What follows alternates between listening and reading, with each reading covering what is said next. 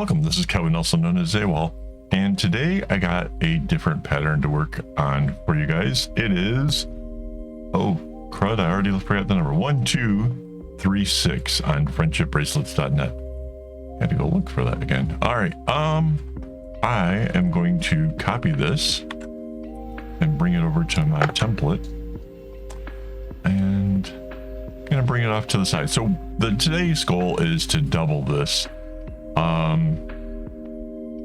I don't think a whole lot of changes will be made to the thing. Hang on, let's put this to a new layer.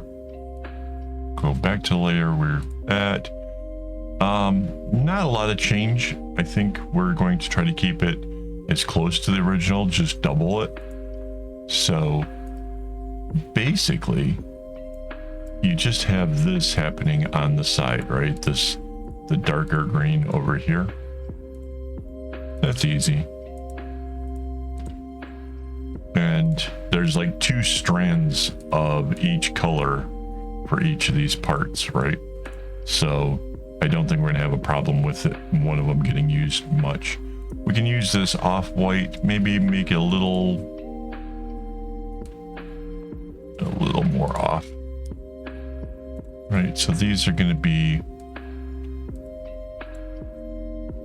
yeah, so when it doubles, this will be perfect. And these go like this. So essentially what I'm doing is I'm trying to make up how the single pattern works, and then we're going to contend with the extra row that happens. So every time you double a pattern, you get a row where those 2 bits kind of come together. So we're about to look at how that is. And see, this is how the normal bracelet would be right here. You would just have this little bit like that, but there's this row to contend with. And that's not a problem. It'll just make the middle row just a little bit bigger. As far as symmetry goes and making it overall how it would look, it is going to change some of the look, some of the feel for the whole thing. So we know there's 2 strands of the dark green. We can put them in like this, and then it'll just sort of keep bouncing around in here.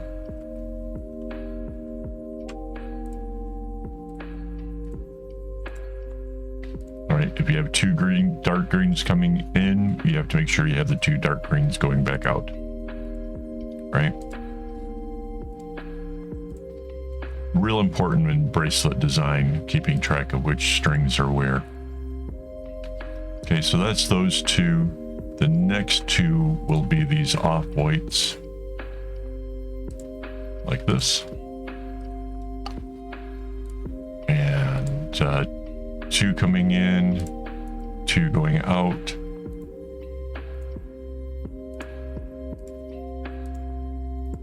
It's pretty easy to see how they would go. Right? And then the next 2 will be these bright greens. Obviously there's, you know, I'm just doing one side because I can fill it in, you know, by copying and pasting it. But you can see this one comes in. Now we have 2 coming in, we have 2 going out.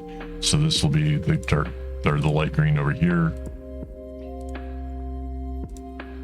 And you can see that basically each time it's just going to be this green coming down that center row. And if you kind of back up a little bit and see how that looks, it just makes this one green diamond much bigger than the other diamonds, which, I mean, that's part of the whole thing, right? When you double it, it doesn't necessarily always look exactly how it started. So let's finish filling these things in. It's not too difficult.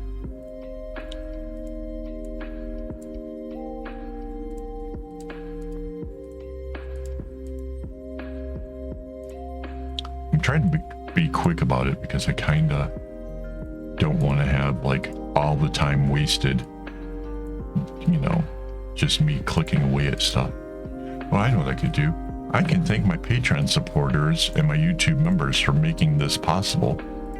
And as opposed to saving this to the end of the video, I can do it now, right? So thanks, guys. Without your help, I would not be doing tutorials and showing people how easy it is to double a pattern. So thank you very much.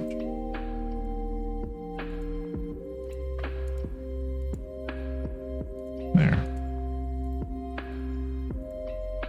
All right, so that's all the bright greens. Scroll back up to the top and do our off-whites. Actually, I think I'm going to actually do this in green and off-white. I know I have the colors available, and yeah, might as well, right? Kind of. I don't always match my string to the pattern I'm working on. I just kind of feel like you can do anything you want. Why stop there? You know, when you pull out their string and you see a couple other colors that really go well together, why not do that? But this time I think I kind of like the idea. A dark green, a light green, and an off-white. It's a nice combination.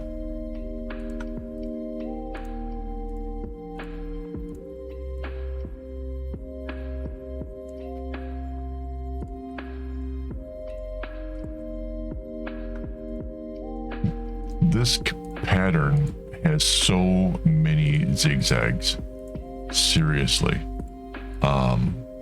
This would be a real easy one to have turn out just looking like a mess. I'm going to have to really be cautious on how I tie my knots and work really hard to try to make sure that my consistency is right. Otherwise, this thing will not turn out well at all. All right, there we go. We've colored in all of the strings. I can hide my example now. And we're going to copy this whole first quarter.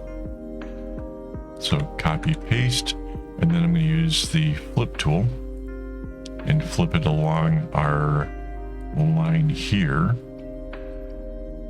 and anchor that in place for us. There's our first half. Now copy the top half. Copy and paste. And again with the flip tool, this time off of the horizontal line. And bam, there's our bracelet. So you can see where I chose to put it in the middle makes it just a one long continuous thing of the pattern itself. The real big change to the pattern is because when we doubled it, it adds a whole row down the middle. It's made this middle row seem much larger when it's just one extra knot involved in it. So yeah, I think it turned out looking pretty cool, and I look forward to making this. So yeah, if you want to make it, you can go over to my website and get the pattern, and that would be cool. While you're over there, you can check out all of the other stuff, all the other tutorials, things I made, all that kind of stuff. So there you go. All right, thanks for watching, and as always, don't get your strings in a bunch.